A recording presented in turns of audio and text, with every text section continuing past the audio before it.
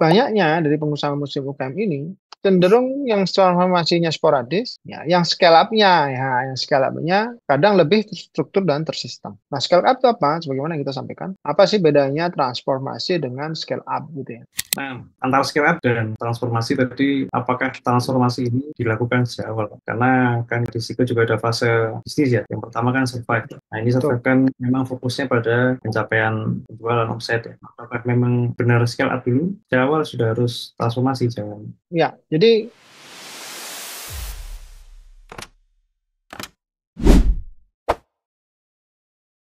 Bismillah. Assalamualaikum warahmatullahi wabarakatuh. Waalaikumsalam. Alhamdulillah. Wassalatu wassalamu ala rasulillah wa ala alihi wa sahbihi wa man wala wa la hawla wa la quwwata illa billah. Wassalam Sobat Ziko. Alhamdulillah sore hari ini kita bisa kembali berinteraksi pada program Ziko Live Q&A. Insya Allah Ta'ala kita akan membahas kembali yaitu model solusi dari Zira Consulting karena masih banyak ternyata di antara para pengusaha muslim yang menghubungi Zira Consulting berharap bisa dibantu tentang akselerasi pertumbuhannya, ternyata masih belum memahami apa saja model solusi, ya bagaimana Zira Consulting bisa berperan dalam membantu para pengusaha muslim mengakselerasi pertumbuhan perusahaannya tersebut. Oke, insya Allah Ta'ala kita sudah melakukan beberapa kali live ya, menjelaskan tentang model solusi ini. Dan kemarin, pertemuan yang lalu kita sudah membahas mengenai Psychotransform Incubation. Insya Allah Ta'ala pada pertemuan kali ini kita akan melanjutkan kembali ya, mengenai Psychotransform Incubation Premium. Nah, bedanya seperti apa nanti insya Allah Ta'ala akan dijelaskan langsung. Dan Alhamdulillah sudah hadir bersama kita Pak Ido Wiba selaku CEO dan juga founder dari Zira Consulting. Assalamualaikum Pak Ido. Waalaikumsalam warahmatullahi wabarakatuh. Sehat Pak? Menurut saya jelas ya? Alhamdulillah sehat. Alhamdulillah. Agak sedikit nggak enak badan. Ini Apa? agak sedikit Iya, enak badan. iya, kurang enak Salah sedikit Pak. aja. Amin. Semoga kira fit kembali Pak. Tapi tetap semangat ini Pak ya. Wah iya, kalau semangat 45, 1000%. Iya. Ya Pak, insya Allah kesempatan hari ini kita akan kembali membahas tentang Psycho Life Incubation, khususnya yang premium Pak, pertemuan kali ini. Mungkin sedikit saya review dahulu. Pertemuan yang lalu kita membahas Ya, tentang Psycho Life ya, Incubation, yang mana model solusi ini fokusnya adalah membangun ya sistem-sistem yang bolong dari perusahaan pengusaha muslim ya, secara fundamentalnya, menyiapkan sistem yang baik, ya, manajemen yang baik, dan orang-orangnya yang baik, yang sesuai, ya. Kemudian membangun struktur organisasi dan implementasinya, sehingga arah komunikasi dan sistem informasinya jelas. Kemudian tidak kalah penting yaitu mengubah mindset tata kelola perusahaan dari para pemimpin perusahaan di perusahaan tersebut. Nah, sekarang kita akan membahas mengenai Ziko Transform Incubation yang premium. Ini apa bedanya mungkin Pak ya dari yang sebelumnya yang tanpa premium ya, bukan premium. Apa bedanya? Kemudian kenapa dibedakan ya? Yang non premium dan ada yang premium. Betul Pak Idun. tapi sebelumnya saya ingin menyampaikan tentang pentingnya transformasi dulu ya. Oh Minta iya, ulang Pak. lagi nih. Iya, gitu ya. Supaya Jadi, lebih jelas ah, dan ah, ah, semangat ah, para ah, pengusaha muslim untuk melakukan transformasi. Betul, Pak. betul, betul. Jadi, sebenarnya secara keseharian operasional di para pengusaha muslim UKM, meskipun tidak dideklarkan ya, disuratkan tersurat itu di perusahaan-perusahaan ini sudah melakukan transformasi gitu ya. Transformasi ini kan bertransform melakukan perubahan gitu ya. Tetapi lebih banyaknya tidak terstruktur sehingga kegiatan transformasinya ini sporadis. Jadi kadang kenceng, kadang lambat, kadang diarahkan ke timur, kadang diarahkan ke barat kan gitu ya. Jadi sangat-sangat sporadis. Yang ini tentunya dampak-dampaknya sebenarnya sangat berdampak pada pertumbuhan sebenarnya, pertumbuhan perusahaan. Jadi menghambat pertumbuhan perusahaan. Jadi seharusnya jika pertumbuhan perusahaan ini dengan terstruktur ikhtiar kita dioptimasi dengan terstruktur dan tersistem, holistik, komprehensif, dan terintegrasi gitu ya, sebagaimana digital transform formula itu, maka seharusnya dia akan mendapatkan peluang pertumbuhan yang seharusnya. Ya, misalkan gini, sebenarnya peluang pertumbuhan perusahaan ini sebenarnya adalah 300%. Tapi dengannya sporadis, itu untuk mendapatkan peluang ini, dia menurun kesempatannya, peluangnya. Ya, yang harusnya bisa dicapai 80% berhasil, bertumbuh 130%, ini menurun sampai mungkin keberhasilannya hanya 20%. Di antara 20 sampai 50% gitu. Sehingga akhirnya pertumbuhannya hanya 150, bahkan sampai hanya 60% gitu ya. Padahal pertumbuhannya harus 300% gitu ya. Ini yang harus diperhatikan ya para pengusaha muslim UKM yang biasanya juga berperan sebagai CEO-nya yang menentukan rencana pertumbuhan perusahaan gitu kan. Nah, ini yang perlu diperhatikan.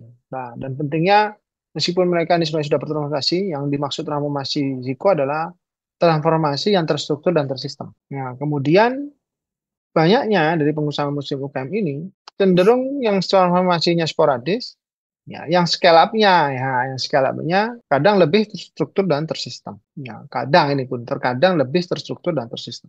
Nah, scale up itu apa? Sebagaimana yang kita sampaikan, apa sih bedanya transformasi dengan scale up gitu ya? Jadi kalau scale up itu hanya lebih cenderung pada proporsional, ya operasional berskala besar, proporsional dengan skala yang besar, ya, atau menjadi perusahaan besar gitu ya. Kemudian juga cenderung pada hal-hal yang bersifat kuantitas, termasuk omset biasanya. Nah, jadi scale up itu biasanya cenderung kepada yang bersifat kuantitas, termasuk dari peningkatan omset. Scale up, scale up, scale up, ya itu beroperasional dengan skala besar, yang itu juga nilainya adalah kuantitas, kemudian dikaitkan dengan omset. Ya, jadi mungkin dari 100 miliar menjadi 1 triliun gitu ya. Dan seterusnya ya. Jadi scale up cenderung pada kuantitas. Nah, sedangkan transformasi itu kita insya Allah mendapatkan dua-duanya. Mendapatkan dua-duanya. Jadi scale up itu adalah bagian dari transformasi. Jadi kalau hanya melakukan scale up, maka perusahaan ini meskipun dia sebenarnya selalu bertransformasi ya, tapi sporadis ya, tidak terstruktur dan tersistem, maka ini tidak meliputi transformasi. Tapi kalau transformasi, sebagaimana Ziko Transform Formula, itu sudah meliputi scale up. Ya, kuantitas-kuantitasnya sudah termasuk, begitu pula dengan kualitas. Jadi kuantitasnya termasuk itu berkaitan dengan skala up, kemudian yang berkaitan juga dengan kualitas. Nah, kualitas ini impact-nya jika kita memperhatikan dari sisi kualitas, ya bukan hanya dari sisi kuantitas, ya. Kebanyakan kalau usaha-usaha UMKM ini, ya itu memperhatikan hanya dari sisi kuantitas. Itu akan semakin tahun, ya seiring berjalannya waktu perusahaan ini beroperasional, semakin mengelolanya lebih mudah. Nah, tapi kalau kita hanya memperhatikan scale up-nya saja, di sisi transformasinya kita tidak terstruktur dan tersistem, hanya memikirkan dari kuantitasnya saja, ya pertumbuhan dari sisi kuantitas saja. Nah, itu kebalikannya. Kecenderungannya semakin tahun dia beroperasional, semakin seiring berjalan waktu lebih lama beroperasional, maka pengelolaannya lebih sulit. Nah, ini bedanya ya. Ini pentingnya transformasi yang mencakup yang secara struktur dan sistem, yang holistik dan komprehensif terintegrasi, ya, yang di situ berarti tidak hanya mencakup kuantitas tapi mencakup juga kualitas.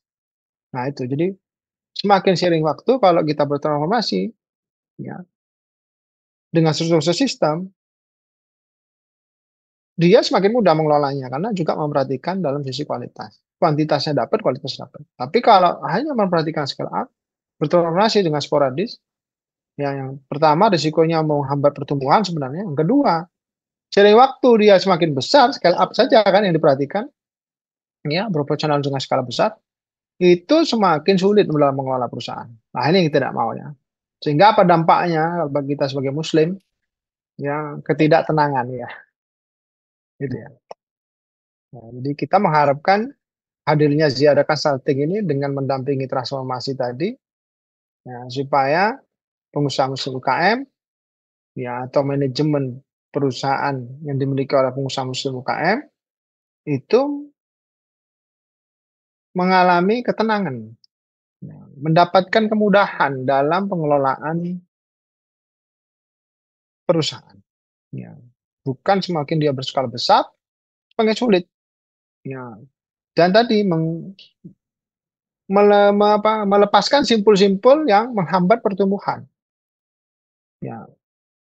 Sehingga misalkan dalam waktu 15 tahun, seharusnya perusahaan ini jika kita rata-rata pertumbuhannya ada 150% secara idealnya gitu ya. Berarti kan pertumbuhannya dalam 15 tahun dari nol ya. 150%, misalkan dia awalnya dapat di tahun pertama mendapatkan omset 500 juta dan seterusnya. Itu kalau di apa namanya? Disimulasikan itu bisa jadi dia sudah akan mengalami berarti berapa? 10 tahun aja sudah 15.000% gitu. Yang ditambah lagi 5 tahun setelahnya berarti sekitar 22.500%. Ya. Tapi kalau dia sporadis melakukan transformasinya bisa jadi hanya pertumbuhannya sampai hanya 3.000%. Ya. Atau hanya separuhnya dari 10.000% misalnya. Ya, pasti ada hambatan. Pasti pada saat insya Allah ya, bismillah, pada saat kita mengikhtiarkan transformasi yang terstruktur sistem, ya potensi pertumbuhannya itu lebih bisa kita raih gitu. Nah, itu yang pentingnya ada transformasi. Dan yang kedua tadi kita akan melalui ketenangan karena profesional skala besar itu akan menambah kompleksitas ya, kompleksitas pengelolaan tentunya. Ya. Dari mulai 10 orang menjadi 20 orang, 20 orang menjadi 200 orang, 200 orang menjadi 1.000 orang ya. Bahkan kalau perusahaan multinasional itu sampai mengelola puluhan ribu orang ya, 30.000 orang dan bahkan di beberapa geografik yang bahkan dengan perbedaan waktu yang signifikan ya. Kita jam 12 di Arab Saudi masih jam 8. Padahal harus meeting ya kan jam 8 di Arab Saudi harus briefing ya. Di sini sudah ada tidur ya kan. Ya pada istirahat di 12. Nah, ini kan juga butuh penyesuaian ya. Jadi akan semakin kompleks. Ya, butuh transformasi yang terstruktur dan sistem. Ya. Ini yang pentingnya transformasi ya. Jadi tidak tidak tepat jika perusahaan ini diarahkan pada hal-hal yang bersifat kuantitas saja. Ya. Berapapun pertumbuhan yang dialami saat ini, ya, itu pasti jika dibantu dengan mengikhtiarkan, mengoptimalkan atau memperbaiki, mengembangkan yang sisi kualitas, itu berarti pertumbuhannya masih bisa di scale up lebih bagus, di scale up lebih tinggi. Nah itu jadi memang kualitas inilah insya Allah yang mempermudah eh, kita dalam mengelola eh, pertumbuhan perusahaan yang lebih optimal gitu ya. Jadi itu sih mas. Jadi pentingnya transformasi bagi pengusaha UKM. Nah dan ini alhamdulillah sudah mulai disadari ya pada saat ya, tapi biasanya pada saat sudah lumayan cukup besar ya biasanya di skala omset 50 miliar, 100 miliar itu baru akan terasa ya, bahwa pentingnya kualitas. Yang banyak kita dapati dari sisi misalnya people development-nya itu kesenjangan kompetensinya sangat jauh. Padahal ya omsetnya di setiap tahunnya 50 miliar. Jadi karena dari sisi kualitas tidak pernah diperhatikan. Contoh saja kebiasaan dalam rapat kerja tahunan. Ya, ini jarang loh. Bahkan sampai ada yang 100 miliar pun per tahun. Ya, Masya Allah ya, luar biasa ya. Itu jarang melakukan rapat kerja. Rapat kerjanya pun ada tahun sekali cuma review dan evaluasi doang. Tidak ada perencanaan ke tahun ke depan, menengah, ya pendek, menengah itu nggak ada. Nah, padahal omsetnya sudah bisa meraih. Berarti kan potensinya berarti lebih besar. Ya, analoginya jika sebuah kapak gitu ya, bisa menebang pohon kayu berdiameter 100 meter dalam waktu 1 hari, baru dia tumbang, maka kalau kita asah, kita perbaiki kualitas kapaknya ini, ya bisa jadi hanya seperempat hari. Ya, atau berapa seperempat hari itu? 4 jam. Ya, berarti sehari dapat 4 pohon kayu gitu ya Mas. Nah, ini yang kita maksud. Gitu. Nah, kualitas itu penting.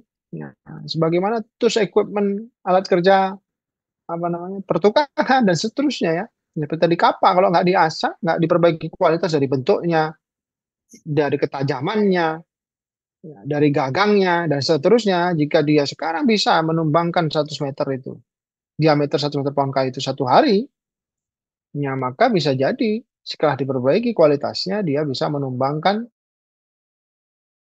100 meter diameter pohon kayu itu dalam hanya seperempat hari. Ya, atau eh, berapa seperempat hari itu, ya 6 jam. Ya 6 jam. Berarti dapat 4 gitu kan. Nah, ini pertumbuhannya lebih kencang. Nah, ini yang apa yang kadang tidak disadari sendiri karena fokusnya ada hanya pada dari kuantitas.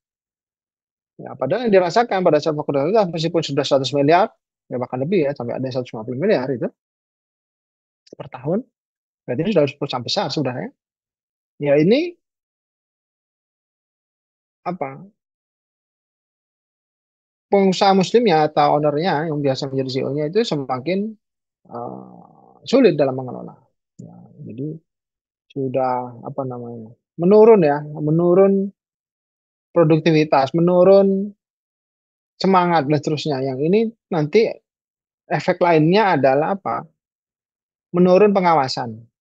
Ya, menurun kontrol pengawasan itu akhirnya menurun implementasi aksi-aksi yang akan dilakukan dan seterusnya sehingga kinerja perusahaan menurun. Nah, ini dampak yang lainnya. Ya, tidak terasa dia optimum 150 miliar, lalu turun, turun, turun, turun, turun, turun, turun. Nah, itu ya, karena bisnis itu ada siklus. Ya. Siklus itu akan mudah cepat itu kalau kualitas nggak diperbaikin terus, diimprove terus. Nah, itu cepat dia decline, decrease, decrease, decrease, decrease, terus, terus, terus sampai resesi.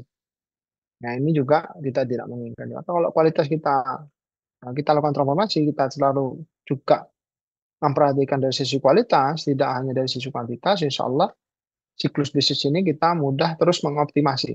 Ya, insya Allah ya, bismillah, kita bisa mengoptimasi terus siklus bisnis kita. Jadi siklus bisnis itu dari mulai increase optimum ya, ini tidak turun. Ya turun, decrease, kita optimumkan lagi terus, jangan sampai dia di bawah batas decrease itu ya, bawah standar, bawah maka resesi, resesi suffer, suffer bangkrut. Sehingga apalagi nanti perusahaannya sudah beroperasi skala besar, misalkan 100 miliar per tahun. Itu decrease dikit itu pengaruhnya dampaknya besar. Karena tadi cash flow-nya akan terganggu, ya kan? Kayak gitu-gitu. Karena terbiasa sudah beroperasi dengan skala besar. Ya maka angka 1%-nya omset 10 miliar dengan 150 miliar kan beda ya. Betul ya Mas? Ya kan? Maka itu resikonya gitu. Memang ini turunnya 1% sih, tapi dampaknya 15 miliar. Ya, sorry, 1,5 miliar gitu. Tapi kalau 10 miliar dampaknya hanya 150 juta, kan gitu. Nah, ini yang harus disadari ya, harus sangat aware ya, sangat sadar, sangat memperhatikan juga dari tidak hanya kuantitas tapi kualitas. Ya, mungkin itu Mas yang mau saya sampaikan. Jadi pentingnya bertransformasi. Transformasi ini adalah juga di dalamnya include adalah scale up, yang itu secara sederhananya pengertiannya maknanya adalah memperhatikan dari sisi kuantitas dan kualitas dan dilakukan secara terstruktur, tersistem, holistik, komprehensif, integrasi, ya terintegrasi. Jadi tidak hanya dari satu pilar, ya, penjualan saja yang dibahas, baik baik kuantitasnya, bahkan kuantitasnya yang dibahas penjualan aja ya enggak, ya, tapi dari segi HR, ya sampai-sampai kalau tidak terbiasa transformasi, ya atau menerapkan manajemen profesional, memperhatikan kualitas sampai-sampai pilar-pilar yang tidak jarang dibicarakan itu sulit menyusun strategi ya. Nah, ini kejadian yang lain lagi yang saya ingat ya, yang bisa saya jelaskan. Jadi sulit menyusun strateginya. Ya berpikir karena nggak pernah diperhatikan gitu kan. Jalannya hanya teknis doang. Ya aktivitas tanpa strategi yang ngikutin dari target penjualan. Ya. Nah ini kan jelas ya root cause-nya apa namanya. Efek sebabnya dari ya inilah dari tidak adanya strategi sehingga pertumbuhan sebenarnya terhambat. Nah, padahal kalau semua pilar ini punya strategi yang baik, ini akan mendorong percepatan pertumbuhan atau mengambil peluang pertumbuhan yang optimal. Nah, gitu. Ini kejadian banget ini. Ya, jadi sulit dia. Ya, misalkan karena biasa-biasa pembahasan penjualan. Oh, pada saat bahas penjualan nggak nyusun strateginya enak ya. Oh, untuk menaikkan omset penjualan atau meraih pencapaian target omset itu segini segini gini gini gini caranya. Nah, tiba-tiba pada saat ngobrol operasional, wah, udah diam semua. Ini apa yang harus dilakukan ya kan? Untuk mendukung pertumbuhan yang lebih optimal. Nah, karena nggak pernah diperhatikan. Nah, padahal omsetnya sudah puluhan miliar per tahun gitu. Kemudian sisi HR, ya juga bingung apa strateginya, apa belum menjadi partner strategis ya di dalam perusahaan. Sehingga kalau pilar-pilar ini ya dengan izin Allah biiznillah kita fungsikan sebagai partner strategis ya untuk meraih pertumbuhan yang optimal, ini sangat sangat memungkinkan untuk pertumbuhannya dioptimasi. Jadi gitu sih. Nah, kalau Jadi kalau pertanyaan, hanya pertanyaan mungkin Pak. ya silakan. Nah, antara scale up dan transformasi tadi, apakah transformasi ini dilakukan sejak awal, Pak? Karena kan kita di situ juga ada fase bisnis ya. Yang pertama kan survive. Nah, ini survive Betul. kan memang fokusnya pada pencapaian penjualan omset ya. Yes. Semisal itu, apakah memang di awal memang benar scale up dulu, atau kan sejak awal sudah harus transformasi, jangan scale up, atau seperti apa, Pak? Ya, ya, ya. Ya, jadi sebenarnya tadi konteksnya adalah transformasi ini di dalamnya include scale up. Ya, jadi memang harusnya sejak awal dia melakukan transformasi yang terstruktur dan sistem. Karena meskipun fase prioritinya di saat fase survive itu adalah pencapaian target pencapaian penjualan, ya itu kan yang paling berdampak dalam penjualan adalah pemasaran. Nah, yang sangat berkaitan dengan kualitas itu adalah pemasaran. Ya, maka pemasarannya nggak boleh sporadis. Ya kan? Kemudian dari sisi penjualan pun ada kualitas. Sisi dari kualitas apa? Perencanaan. Semakin perencanaan penjualannya berkualitas, ya semakin mudah dia menjual, semakin mudah dia mendapat target omset, semakin mudah dia menyusun juga rencana kegiatan pemasaran. Nah, gitu. Rencana, strategi dan aksi pemasaran. Gitu. Itu dari sisi kualitas. Maka dari awal harus bertransformasi, harus melakukan transformasi, bukan hanya scale up. Karena scale up ini hanya berkaitan dengan angka. Pemasaran ada nggak angkanya? Ada. Angka apa? Kunjungan, follower ya, gitu kan? Nah, tapi ya kalau masalah antum kan di sisi digital marketing ya. Kalau kita nggak memperbaiki strateginya, ya kan, hanya memperhatikan followernya, nggak memperhatikan kualitas caranya. Lebih mudah mana kita menggrab 1 juta follower ya tanpa strategi, butuh waktu lama, ada biaya segala macam. Dengan kita menggunakan strategi kan gitu. Ya mudah dengan yang kualitas kan Mas. Betul ya? Ya kualitas harus apa. Nah, ini yang apa? Yang perlu diperhatikan kan. Jadi sejak awal kita harus berpola mindset tidak hanya scale up ya. The next levelnya kita berpola pikir adalah transformasi yang memikirkan dari sisi kualitas.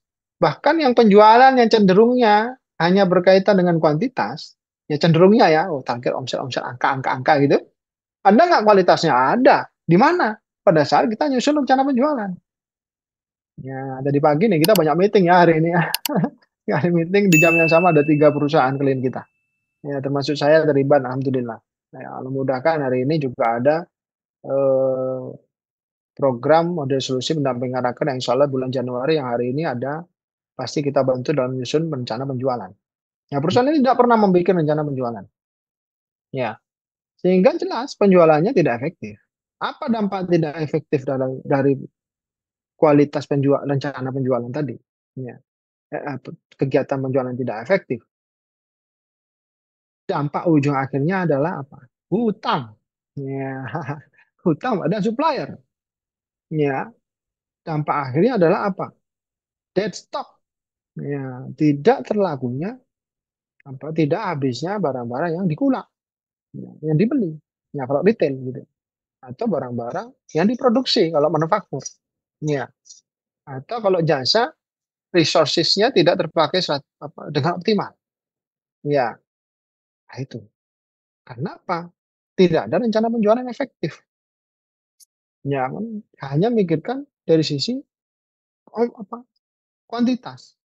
Ya, Ada kok saya rencanakan. Nah, rencanakannya ini yang harus kualitasnya yang dinaikkan. Ya, efektivitasnya yang dinaikkan. Ya, saya bikin kok rencana. Ya, rencananya seperti apa? Oh ya, sederhana sih, Pak. Jualannya apa? Jualannya donat. Oke, donatnya jenisnya berapa? 10, 5 misalkan. Ya, karena mikro ya, usaha mikro awalnya. Startup. 5. Oke. Rencana penjualan seperti apa? Ya udah, saya pengennya omsetnya tahun ini 1 miliar dulu deh setahun. Oke. Kemudian biasanya yang paling gampang, ya udah Januari mau berapa? Ya 1 miliar bagi 12 aja, Pak. Nah, ini sudah tidak terlalu efektif. Ya, padahal ada tren penjualan. Ya, tidak mungkin penjualan itu di semua industri, di semua perusahaan nilainya rata. Ya, itu tidak mungkin. Ya, maka harus dipelajari trennya. Saya nggak punya datanya, Pak. Ya udah disetting dulu sesuai sesuai apa namanya feeling dulu nggak apa-apa. Ya kan banyak intuisinya dulu nggak apa-apa. Tapi setelah punya data 1 tahun, nah baru kita tahun kedua akan lebih efektif. Nah ini contoh ini kita bicara dari startup. Dari mulai fase survive dari umur perusahaan 0 tahun. Saya nggak punya data sama sekali, Pak. Nggak punya teman yang jualan donat. Nggak punya, Pak. Nggak ada yang mau berbagi segala macam lah. Ya udah, main intuisi dulu. Tapi nggak boleh langsung 1 miliar pukul rata. Itu yang nggak efektif ya. Nggak apa namanya. Nggak menjaga kualitas dalam rencana penjualan. Ya, awalnya intuisi dulu nggak apa-apa. Habis itu karena kita berpola pikir memperhatikan kualitas, maka kita terbiasa sangat-sangat membutuhkan data. Nah, itu apa? Raw material apa namanya? Bahan bakunya membuat perencanaan yang berkualitas, ya efektif dan efisien kan data. Betul ya, Mas? Sepakat ya? Nah, tapi kalau kita nggak punya mindset bertransformasi, hanya punya mindsetnya adalah scale up, hanya punya mindset pada angka-angka saja yang kuantitas, ya tidak memikirkan sisi kualitas, efektivitas itu kualitas itu. Nah itu akan tidak cenderung memerlukan data, nggak senang nyimpan data. Ya akhirnya udah, ya tidak akan semakin efektif karena dari 0 tahun kita sudah punya data dari penjualan kita, ya dan sudah terbiasa merencanakan meskipun awal tahun itu dengan intuisi, ya full bahkan 100% intuisi lah anggap saja. Ya, atau pakai AI lah ya, anggap saja gitu ya. Nah, maka yang tahun kedua itu akan lebih efektif karena sudah ada datanya. Oh, ternyata Januari dari target pencapaian 100% di 1 tahun itu bisa dialokasikan sebesar 2% karena ini berdasarkan data yang sudah kita ambil.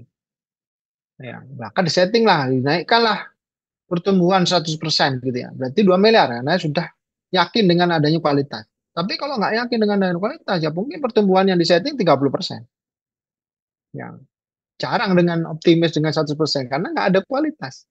Ya kan nggak perhatikan data ya cuma main feeling, kebanyakan intuisi. Yang diperhatikan hanya kuantitas, ya kualitas nggak terlalu diperhatikan. Maka seharusnya nggak terlalu optimis gitu. Maka biasanya 20-30% gitu pertumbuhan. Maka kalau kita optimis ada data ya 100% bisa kita setting. Nanti kalau 2 miliar, ya dari 1 miliar tadi target 2 miliar di tahun kedua misalkan. Nah ini sudah mau berpindah skala nih ya. Dari skala mikro menjadi skala kecil ini nanti kalau 2 miliar ke atas kan.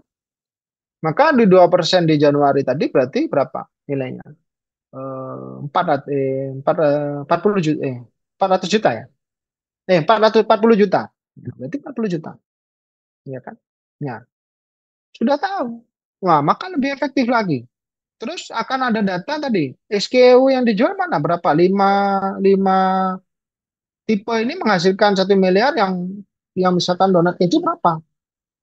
Menyumbang berapa persen nih? Nah, itu harus apa namanya diketahui. Nah ini kualitas lagi kan, maka disetting lah yang dari 2% tadi 40 juta itu yang dari keju berapa? Oh dari keju komposisinya dalam 1 tahun itu adalah 30%. Berarti kalau 2 miliar harusnya setahun itu laku 600 juta. Maka kalau 600 juta 2%-nya adalah berapa? Ya kan berarti 12 juta. Nah kayak gitu. Sehingga apa nanti ujungnya? Efisiensi kan produksinya jelas berapa yang mau diproduksi. Nah, nggak main intuisi lagi. Nah, terus bisa salah nggak Pak? Ya bisa. Namanya juga perencana juga. Tapi kan mengurangi risiko kesalahan. Inilah gitu. Nah, ini kan juga dampak akan adanya kualitas efisiensi. Dengan ada efisiensi apa? Dampaknya lagi. Ya, ini komprehensif nih. Kita berpikir holistik nih. Dampaknya bisa profit naik. Betul ya? Nilai profit naik. Terus akhirnya kalau profit naik apa? Bisa investasi. Bisa investasi di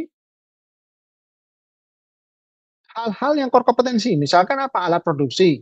Loh, ini meningkatkan keunggulan kompetisi. Yang dulunya ovennya oven yang level apa ya kan, kualitas apa, ini oven yang sehingga mengurangi juga akhirnya, lah ini banyak dampaknya Mas. Mengurangi dampak efek defect ya, produk-produk cacat tuh. Karena ovennya udah lebih bagus lah kayak gitu itu. Nah, banyak sekali. Sehingga akhirnya apa? Pada saat alat kerjanya bagus, pertumbuhan tahun ketiga lebih optimis. Enggak setting 100% lagi deh. Berapa? 200%. Berarti jadi berapa? 6 miliar. Tuh, cepat tahun ketiga sudah 6 miliar. Ya. Ini yang apa? Insya Allah ya dampak dari bertransformasi sejak awal memiliki mindset kecenderungan tidak hanya kuantitas, tetapi juga memperhatikan kualitas, sehingga pada saat kita menentukan kualitas, menerapkan manajemen profesional sesuai resource. Jadi jangan anti kata-kata manajemen profesional. Ya, biasanya teman-teman ini kalau sudah kata-kata profesional, waduh ini biayanya besar, mahal, harus mengundang ahli-ahli, ya harus bayar konsultan psiko, ya. Ya enggak, iya kan? Harus pakai konsultan, mendatangkan, memasukkan para profesional. Loh, tidak. Ini kepada mindset terlebih dahulu. Ya, apakah merancang target omset 1 miliar itu butuh orang lain, manajer sampai manajer sales? Ya enggak, sebenarnya. Ya bisa aja sendiri. Ya merancang 2 miliar, baru nanti dibantu pengawasan implementasi mungkin mulai mulai diundang.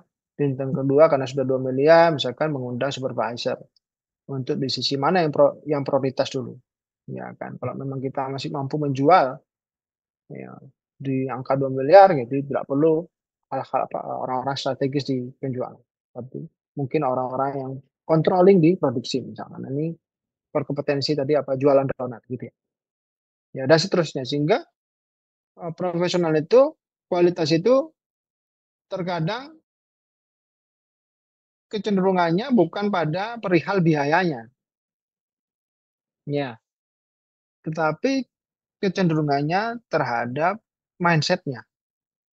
Sehingga, nah ini sehingganya apa, sehingga pada saat dilakukan di tahap tertentu, di posisi tertentu memang perusahaan ini butuh konsultan kadang-kadang karena sudah kompleks, kompleksitasnya tinggi, sehingga butuh point of view dari orang lain gitu ya, yang tentunya ini adalah peran konsultan yang kita dijadikan consulting, maka ini biayanya akan lebih dari sisi waktu dan biaya, resource-nya akan lebih rendah jika sudah terbiasa dari tahun pertama sampai tahun ke-15 atau tahun ke-20 sudah melakukan manajemen profesional. Gitu ya. Lebih rendah, lebih banyak yang bisa akan kita apa tadi raih. Ya dengan optimalisasi, ya mempersiapkan tadi, Ziko Information mempersiapkan environmental, ya di sisi fundamental, ya karena fundamental itu harus masih tetap bisa diperbaiki gitu ya. Itu akan lebih banyak diperbaiki. Kalau dengan waktu 15 tahun dia beroperasional tanpa manajemen profesional, mungkin yang diperbaiki hanya 10 item gitu. Karena resource-nya terbatas, apa namanya, waktunya terbatas, kemudian yang apa, yang level perbaikannya itu masih rendah gitu ya. Ya orang-orang yang belum punya, kebiasaannya belum punya dan seterusnya. Tapi kalau sudah terbiasa profesional ya berarti perbaikan yang harusnya 10 item ini bisa jadi bahkan 50 item. Yang pun levelnya bukan level perbaikan basic. Ya rata-rata kan pengusaha muslim UKM ini perbaikannya basic. Ya meskipun omsetnya 150 miliar, meskipun omsetnya 50 miliar, masih perbaikan efektivitas perencanaan. Ini basic ini. Ya, cenderung basic gitu. Bukan next level, bukan medium, bahkan intermediate. Ya, masih nggak punya perencanaan. Loh. Ya kan? Kalau sudah punya, Pak, ini perencanaannya. Wah, bahkan data-data makro dimasukin. Lah, ini beda nih. Ini sudah cenderung intermediate dan advance nih. Berarti jika dibantu dari sisi mana nih? Ya, berarti akan lebih banyak tadi yang dilakukan itemnya kan. Kalau ini 10 dan bersifat basic levelnya, ini bisa jadi tetap jumlahnya 10 tapi dalam level intermediate and advanced. Ya, misalkan mulai merambah beroperasional di negara lain. Nah, kan gitu ya. Karena kalau dalam fase bisnis itu kan di umur 15 tahun ya. Di umur 16 itu sudah ekspansi. Ya, ekspansi ini termasuk beroperasi di negara lain. Nah, punya headquarter operasional di negara. Karena cukup sebenarnya 15 tahun itu lama banget sebenarnya. Apalagi sudah ya, bismillah ya, udah omsetnya mencapai ratusan miliar bahkan. Ya, lah ini kan sangat sayang ya potensi-potensi karena akhirnya kalau masih perbaikan basic, fundamental, yang basic ini ya belum sampai arah-arah yang ke sana gitu kan. Yang masih perbaikan internal banyaknya gitu ya. Ya, itu yang sangat disayangkan ya. Maka kita mendorong ya, pengusaha muslim UMKM mulai dari mikro yang mempunyai mindset yang profesional, menerapkan manajemen profesional sehingga mulai dari awal menerapkan transformasi yang struktur dan bersistem. Sehingga tidak hanya scale up, ya, tetapi juga memperhatikan kualitas sehingga ini dinamakan transformasi. Kemudian yang satu lagi dalam membangun bisnis autopilot. Nah, ini jangan sampai punya salah makna ya, tidak tepat dalam pengertian dikatakan satu pilot ini ya udah tidak butuh pilot. Ya, tidak butuh pilot, tidak butuh pilot. Nah, ini tidak tepat. Autopilot itu tetap butuh pilot, tetap butuh pilot yang di dalam pesawat. Nah, tapi bisa tidak butuh pilot itu mungkin yang dianggap adalah pilotnya bukan dia kan itu. Nah, kalau pilotnya bukan dia berarti kita harus siapkan sistem environment ya kaki-kakinya dan seterusnya fundamentalnya untuk ya bisa pesawat ini pilotnya adalah kita. Jadi banyak yang nih autopilot berarti perusahaannya kita tinggal nggak ada pilotnya loh.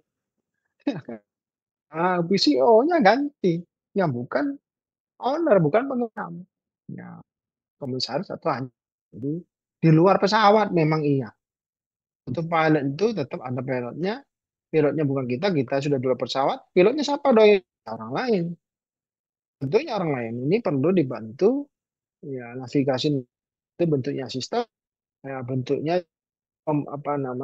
asisten gitu kan untuk dalam partner strategis ya, environmental dari sisi people strategic ya, dan manajemen nah, gitu ya.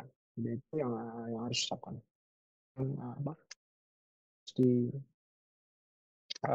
sadari sama muslim jadi nggak pusing terus betah dengan pusing nggak cuma betah dengan skala mikro nggak betah dengan konsekuensinya tapi pusing kuat dengan pusing ya ini yang ya kita tidak sarankan ya. Ya, ngapain kita pusing-pusing gitu kan ya, harus bekerja dengan smart gitu ya kita harus semakin besar bukan semakin merepotkan ya tapi semakin dimudah kemudian mungkin nggak bergantung pada kan semakin kita bisa sendiri itu kegiatan-kegiatan non komersial kan gitu ya itu kapan Insya Allah semua pengusaha muslim UMKM banyak kegiatan filantropi gitu kan. Ya, sebagaimana yang sudah dilakukan perusahaan-perusahaan atau pemegang sudah secara profesional. Itu Mas, Ya, insya Allah. kamu jawab. Siap. Nah, sekarang masuk ke inkubasi premium tadi, Pak ya. Premium, oke baik. Bedanya apa? Bedanya yang pertama secara fundamental itu adanya tim dari Zada Consulting yang stay yang ya dari hari itu di sana ya di perusahaan klien kita. Ya bahasa adalah flying advisor. Yang fungsinya ada beberapa. Yang pertama memberikan supervision pengawasan implementasi project roadmap. Jadi semua pasti kemudian di tingkat level selanjutnya fundamental, di tingkat selanjutnya itu memang dimulainya dari roadmap. Maka Ikut outputnya ada project, kita jelaskan dulu ya ya.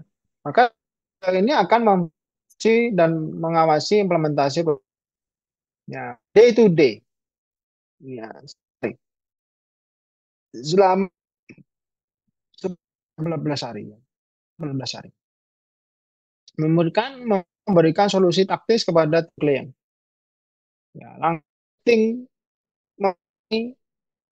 kesalahan atau tidak penting project roadmap saat itu juga karena ada apa tim di sana gitu ya. Jadi beliaunya ini memberikan langsung. Misalkan dalam proses bisnisnya. Oh ternyata proses bisnisnya kita sudah menerapkan survei excellence, disepakati adanya survei dan survei excellence sudah jadi pertama kali adalah misalkan. Oh ternyata ini retail ya misalkan ya ada kunjungan nih ya teman-teman ini ya namanya kasirnya ya atau gitu ya. Ya kalau dia sebuah toko, restoran atau apa frontline-nya itu. Nah ini langsung di directing, diperbaiki langsung. Ya langsung sampaikan loh ini harusnya ada greeting. Nah berarti selanjutnya akan diterapkan greeting gitu. Dan solusi taktis lainnya yang bersifat taktis, ya bukan strategis, bersifat teknis. Kendalanya apa?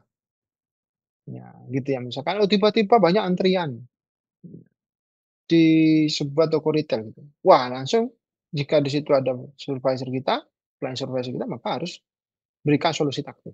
Oh ini loh, ya langsung resource-nya dibagi. Ya kasirnya satu, yang satunya mesin, yang satunya manual, sehingga dibagi misalkan contoh itu, sehingga mengurangi antrian. Nah percepatan dalam proses bisnis di kasir. Ya kayak gitu-gitu. Ya, ini Memberikan solusi taktis. juga, Ya, kenapa? memberikan solusi juga betul. Betul, memberikan solusi juga. Sehingga bottleneck operasional yang penerapan project roadmap dan penerapan manajemen profesional ya yang kita juga inginkan di perusahaan klien ini terjadi. Ya kan, solusi taktis juga. Dan yang ketiga memantau dan mengevaluasi kinerja tim klien di lapangan. Kinerjanya juga akan kita pantau sesuai dengan KPI, OKR, ya, tergantung apa yang dipakai toolnya gitu ya. Jadi misalkan, oh tugas tadi, contoh saja tugas kasir atau pelayan itu melakukan greeting. Ini kan kalau nggak melakukan greeting, nah nanti bisa menjadi observasi, temuan, ya, temuan. Ya, sehingga disampaikan kepada project manager untuk nanti menjadi bahan evaluasi. Ya, pada saat weekly check-in, pada saat minimal monthly lah ya, kalau dengan risiko biasanya kita laporan setiap bulan, itu dilakukan evaluasi. Ya, jadi, oh ini cenderung banyak tidak terimplementasi greeting ini ya misalkan cabangnya ada 100 ya, di cabang nomor 89, nah misalkan dengan orangnya ini, kenapa, nanti solusinya apa, kan gitu ya. Nah, itu baru dari solusi dari konsultan. Kemudian yang keempat adalah koordinasi dengan tim manajemen dan stakeholder. Ya, dia akan melakukan koordinasi day to day. Ya, jika diperlukan, biasanya dengan supervisor klien atau manajernya klien, ya kan, klien kita. Nah, itu dia akan setiap hari melakukan koordinasi. Hmm. Ya, jika diperlukan, ini kondisional. Kemudian adanya juga manajemen risiko dan pemecahan masalah. Jadi solusi taktis juga ini termasuk dalam pemecahan masalah dan manajemen risiko ya. Ada risiko-risiko yang memang dan biasanya dengan manajemen ya, dengan manajemen koordinasi plus solusi taktis manajemen risikonya juga akan disampaikan. Ya, tentunya akan juga memberikan saran dan rekomendasi untuk perbaikan kualitas implementasi program project roadmap. Ya, karena hari-harinya kan melihat ya, oh, implementasi ini kurang enak, sehingga lebih diharapkan saatnya akan mendapat laporan lebih mudah, kita akan lebih mudah mendapatkan situasi ya di lapangan. Sehingga insya Allah dengan saran dan rekomendasi dari Friends Supervisor ini lebih mengefektifkan implementasi program project roadmap. Ya, kan kita terbiasa mengamati kondisi lapangannya, medan perang lah biasanya ya. Setiap hari hadir, hampir setiap hari hadir gitu. Ya. Sehingga itu ya manfaatnya. Sehingga kita bedanya adalah adanya flying supervisor. Nah, di situ akan lebih mengefektifkan penerapan atau implementasi project roadmap yang sudah tertuang outputnya ya di Zico Transfer Roadmap. Nah, so, Itu peluangnya. jadi kelebihannya adalah tingkat efektivitasnya, Pak, ya. Iya, betul. Ya, kan tinggi. Aktivitasnya. Bukan Berbeda sekedar, ya dengan bukan kita sekedar di ada Asia dan harian. tidak, bukan sekedar ada dan tidaknya supervisor tadi, tapi Iya, iya, iya. gitu, Pak. Nah, ini kan bukan Betul. berarti yang tanpa flying supervisor juga bukan berarti tidak efektif, Pak, ya. Nah, Oh ini ya enggak. bagaimana perusahaan seperti apa yang butuh tadi yang premium ini yang menggunakan Hmm. flying supervisor dan mana yang nggak perlu. Ini insya Allah sudah cukup tanpa flying supervisor nih. Insya Allah sudah efektif.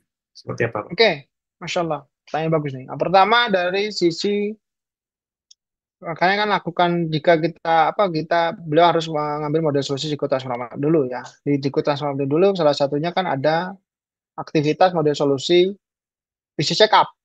Nah, kalau bisnis check up-nya kesenjangannya ya bahasanya penyakitnya kronis lah ya, kronis ya kan. Jadi kan kalau kita analogikan sakit gitu ya, itu kan ada yang penyakit ringan, penyakit sedang, penyakit berat gitu ya. Penyakit berat ini mungkin ada level-levelnya lagi. Ya kalau saya tahunya karena saya bukan dokter ya mungkin penyakit kronis lah ya. Ya kronis, setengah kritis lah. Ya enggak juga ya, kalau kritis mau mati ya. Ya kronis aja lah ya kita bahasanya ya. Ya kronis. Nah ini memang yang supaya lebih efektif tidak memakan waktu yang banyak karena kalau kronis kan jadi di bisnis check up itu kita kan ada nilai estimasi transformasi menuju idealnya itu loh. Hmm. Ya, kalau gapnya 150% atau transformasinya di atas 6 tahun, ya 5 tahun ke atas lah jangka menengah. Lah ini kan sebenarnya kronis. Ya masa iya menuju ideal nunggu 5 tahun? Wah, Gapnya itu. apalagi ya gapnya, apalagi kejar-kejaran dengan umurnya dia yang juga bertambah. Akhirnya juga ya apa gimana nih caranya? Ya kan ngejar-kejaran ini. Ini bertambah umur harusnya ya semakin meningkat fasenya atau berpindah fase ini masih ngejar yang 5 tahun ini gitu kan. Dia tertinggal 5 tahun. Nah ini kalau dia estimasi transformnya dari kita bisnis check up, dari sisi fase, tingkat kedewasaan bisnis, dan seterusnya itu sekitar estimasinya 5 tahun ke atas, ya ini berarti dalam program yang 1 tahun ini, yang awalnya 1 tahun ya inkubasi itu, minimal 12 bulan, itu kita sarankan menggunakan yang premium, yang ada flying supervisor, yang untuk meningkatkan aktivitas. Tapi kalau sudah fasenya cukup bagus, ya bahkan gap-nya tidak jauh, tapi hanya dari sisi environment people-nya saja, dari sisi strategisnya, people-people yang di strategis ini kurang kurang mumpuni ya atau tidak ada atau ada kekosongan, nah itu mungkin tidak perlu sampai plan supervisor. Intinya kalau dia gap-nya estimasi transformasi yang kita nilai hanya dengan tools kita itu ya di bawah 5 tahun, 2 tahun, 3 tahun, ya itu enggak. Apalagi 1 tahun, apalagi di bawah 1 tahun itu enggak Hmm. tidak harus menggunakan plan supervisor. Ya karena ada risikonya juga Mas, ada peluang ada risiko gitu ya. Ya, mungkin bisa disampaikan, Pak. Ini apa nih? Ya, nah resikonya apa? Resikonya pada saat kita day to day di perusahaan ini ada tim Ziko yang di sana, ini tekanan kepada tim memang akan lebih besar, Hmm. ya. Karena kan akan mempercepat ya, lebih mempercepat dari tadi harusnya membutuhkan waktu 5 tahun, kita pengen mengurangi separuhnya lah, misalkan ya 2,5 tahun atau 2 tahun lah ya, itu menjadi yang ideal. Karena kejar-kejaran karena 2 tahun ini juga akan ada fase yang harus dikejar gitu ya. Nah, itu berarti kan tekanannya besar tuh. Ya, kalau tanpa flying supervisor mungkin ya bisa diestimasi turunkannya 20%, misalkan 4 tahun, 3 tahun, 3 sampai 4 tahun gitu ya. Tapi ini mintanya kita 2 tahun dikejar. Nah, itu pasti akan terjadi tekanan ya pada tim itu, tim klien ini besar banget. Ya, sehingga ini akan apa, membawa dampak resiko retensi ya, retensi karyawan atau turnover karyawan tinggi nih kalau kalau ya mitigasinya nggak dijalankan. Ya, jadi Nah, risiko, ada peluang, ada risiko. Tapi risiko insya Allah ada mitigasi, gitu ya. Mitigasinya. Mitigasinya apa? Ya, supaya tekanan dari yang ini ya akan keniscayaan ya, akan ada tekanan yang lebih ya dari sisi percepatan transformasi tadi karena ingin meninggal ketertinggalan yang 5 tahun tadi. Ya akhirnya berdampak pada retensi karyawan itu ya rendah gitu ya sehingga akan bisa menyebabkan banyak yang keluar nggak tahan gitu kan karena ditekan gitu. Ya maka mitigasi risikonya adalah apa? Dari sisi motivasional ya. Ada pertanyaan kah? belum Pak, belum ada. Oh belum, belum ada. Dari sisi motivasional ya, dari manajemen harus memberikan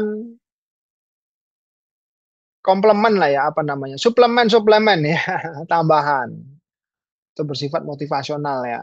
Baik yang berupa Oh, materi maupun imaterial. Ya, sering dimotivasi, ya, sering di briefing dengan kata-kata motivasi, empowering, melibatkan, ya memberikan kata-kata positif, kemudian di materi sering apa namanya diberikan bonus insentif tambahan, ya para strategisnya sering dikasih jalan-jalan ya kayak gitu-gitu. Jadi tarik ulur, ya untuk mengurangi apa dampak dari tekanan tadi. Nah, dengan tekanan ini pasti membawa dampak pada retensi sehingga harus ada suplemen-suplemen tambahan ya motivasional-motivasional tambahan dari manajemen. Sehingga manajemen harus aware itu ya dengan keadaan harus melihat situasi. Ya, pada saat ini sudah agak tekanannya mempengaruhi kinerja dan mental, mulai diulur lagi, tarik ulur ya. Diulur lagi. Ya, dilonggarkan lagi dengan apa? Motivasional tadi. Ya, dikasih bonus, keluarkan bonusnya, cairkan gitu kan. Ya, kemudian di secara material dikasih ya pimpinan-pimpinannya juga harus apa aware itu. Ya, dikasih motivasional kata-kata misalnya, semangat, ya, dikasih kesadaran dampak-dampak pada tim ya. Karena kalau tidak diketahui manfaat pada timnya, ya juga apa, tekanan ini akan menjadi berat, ya semakin berat bahkan gitu kan. Tapi kalau diingatkan terus, ya di-refresh terus bahwa dampaknya itu akan membawa dampak yang enak pada beliaunya gitu. Karena apa, dibutuhkan perjuangan lah ya untuk mendapatkan sesuatu yang kita harapkan. Ya jadi misalkan dari mulai, menerapkan manajemen profesional ini pasti kesejahteraan akan terstandarisasi. Ya gitu ya kan, minimal standarnya standar nasional, skala nasional. Nah ini harus disampaikan, sering-sering, ya, sehingga ini mitigasi resiko yang bisa kita lakukan. Ya, jadi menambahkan suplemen atau motivasional baik secara material maupun imaterial. Ya, karena tadi apa, resikonya, peluangnya percepatan pertumbuhan, gapnya yang jauh tadi diusahakan lebih cepat dalam perubahan, tetapi resikonya adanya tekanan sehingga mempengaruhi retensi, ya. Retensinya rendah gitu kan, banyak turnover, maka kalau supaya nggak terjadi, ini harus, diberikan motivasi-motivasi baik imaterial maupun material. Kan gitu sih Mas, yang bisa saya sampaikan. Masya Allah. Jazakumullah. Itu. Wah ya, Dari tim media ada apa? Ada pertanyaan dari ada komentar di YouTube ya. Dari saudara Muhammad Ali nih, Masya Allah. Baru lewat di Instagram iklannya, langsung cek profil, langsung lihat ada live, langsung muncul. Menarik banget. mhm. Masya Allah, barakallahu fiik. Alhamdulillah ya, Kan bukan pertanyaan menarik tadi. banget ya. Oh bukan pertanyaan ya, komentar ya berarti? Apa Pak? Mungkin bisa diceritakan sedikit Pak, latar belakangnya ada pembedaan tadi Pak. Ada yang Pembedaan yang premium, mana? Iya, ada ya latar belakangnya tadi ya, ada perusahaan yang gap-nya terlalu jauh. Ya nah, kalau permintaan. kita Maksudnya ya dari Zero Consulting sendiri atau dari betul ada permintaan dari klien ya, karena memang secara data kan dia merasa ini kok jauh banget nih dari kesiapan timnya gitu kan, dari apa namanya, project roadmap yang kita buatkan, bisnis roadmap yang kita buatkan itu merasa yang waduh, ada keraguan yang besar ya dalam eh, apa namanya, dalam hatinya gitu. Karena apa? Karena kesehariannya kan diketahui gitu kan, beliau sudah mengetahui keseharian dari timnya. Ya, dan memang secara data ya environmental dari sisi middle manajemennya itu kan memang belum terinstall. Rata-rata kan pengusaha usaha UKM ini kan baik omsetnya sampai 100 miliar lah, itu middle manajemennya kan nggak terinstall dengan baik gitu. Nah, sehingga beliau melihat gap itu, data-data itu yang kita ceritakan semuanya ternyata benar. Nah, ini kan semuanya ternyata yang kita sampaikan di hasil ya presentasi Jiko Transfer Roadmap itu beliau mengiyakan 100% hampir ya bahasanya.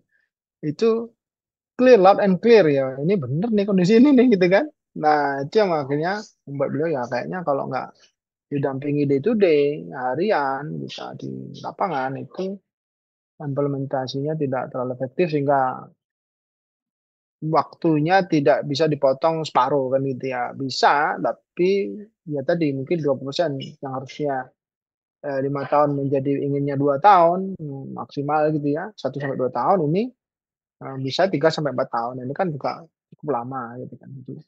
Itu pun kalau iya kalau akhirnya nah karena apa eh, implementasinya kurang baik karena kuncinya juga di implementasi gitu ya, maka akhirnya apa yang kita harapkan juga nggak didapat gitu kan, nah, juga akhirnya terlalu apa namanya, terlalu risiko ya, berisiko. Ya, jika tidak didampingi seharian. Ya itu sih Mas, jadi ada permintaan, jadi kita improve ya. Kita melakukan improvisasi dari model solusi sehingga di inkubasi ini ada 3 tipe ya. Ada Zico Transform Incubation, ini yang normal, dia 5 pilar tanpa adanya planning supervisor ya. Metodenya ada kunjungan, ada apa konsulting online ya, dan komunikasi di grup EA, dan kemudian langsung direct kepada konsultannya by text on by voice call. Boleh ya untuk apa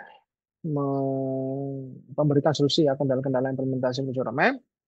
Ya, kemudian ada Zico Transform Incubation parsial. Kalau ini tidak full 5 pilar, ya, tapi disesuaikan kebutuhan 2 sampai 3 pilar biasanya. Ya, itu biasanya dari kendala budget nih, ya budget anggaran untuk eh, bisnis development-nya, ya pengembangan bisnisnya itu bisa ngambil yang di psikotransfer inkubasi parsial. Jadi kalau yang incubation normal kan 5 pilar, kalau ini 2 sampai 3 pilar, sehingga konsultannya, resource konsultannya kita kurangi ya, 2 orang gitu ya. Nah, baru yang ketiga adalah tipe Zico Transfer Incubation Premium. Nah, ini yang tadi biasanya dengan kondisi-kondisi perusahaan yang terlalu lama mengelola bisnisnya secara manajemennya konvensional, sehingga gap fase bisnis atau estimasi transformasi ya itu lebih dari 5 tahun, 5 ke atas lah, 5 tahun ke atas ini.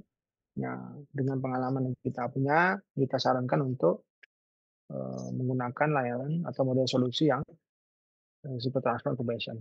Tapi kayak normal-normal aja di bawah 5 tahun, 2 tahun, 3 tahun gapnya ya itu ya cukup mengambil super transfer incubation. Atau kalau kurang budget, ya budgetnya nggak apa belum ada yang segitu, ya karena lokasinya belum ke sana misalkan, itu berarti bisa mengambil risiko transfer incubation parsial. Mungkin itu Mas. Masya Allah. Jazakallah. Dan tadi Pak ya, Wah tidak iya Mas. semata-mata masalah omset ya, kadang perusahaan klien ini omsetnya sudah sangat besar pertumbuhannya, tapi Iya, banyak hal yang ternyata perlu diperbaiki itu. iya. Berarti pertumbuhannya itu sebenarnya tidak optimal. Ya, Berarti bisa lebih daripada itu. Jadi kalau klien-klien kita transform ini kan omset rata-rata 50 miliar ya Mas. 30, 50, 100 gitu.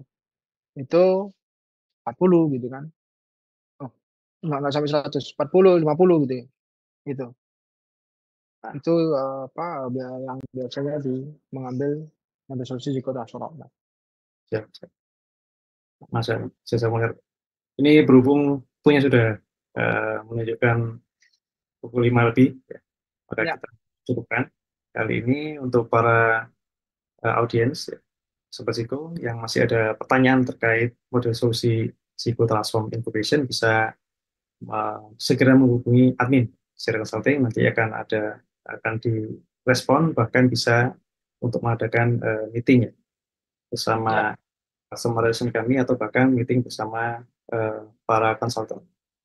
Baik, jazakumullah, semoga bermanfaat untuk kita semuanya, untuk Pak Edo, semoga jadi ilmu yang bermanfaat, jariah, amin ya Rabb.